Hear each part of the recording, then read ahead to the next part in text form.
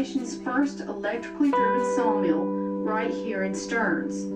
But by the mid-1970s, the Stearns Company closed their operation. We will be giving you more information about the Stearns Company, history of the K&T Railway, and points of interest along the way, so be sure to listen for more narration.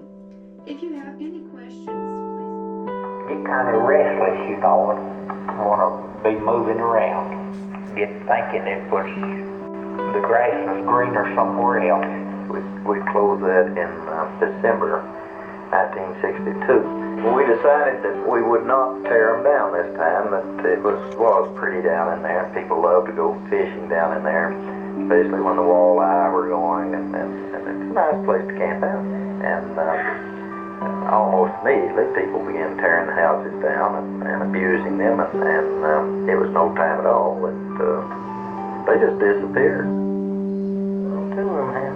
Very few of them lived down here or wanted to live down here. They didn't want to bring their families down here because there was nothing here. There's quite a few people lived in the upper end of the world because there wasn't enough houses up here. And some of them lived at Barthel and worked here. Oh yes, we kept the houses full. House get empty, thought a little bit better than one they had, they'd move. We lived in, I guess about, I believe me and Mom was counting about 7 different houses down there at the Blue House. A whole slice. I was only getting 31 cents a ton for loading it. And wet to my waist. And you had to keep working or freeze. Right there at the mouth of the mines, had a big board up there. You had a check number you hung on. Every time you loaded a car of coal, put your number on it. That's what you checked in and out by.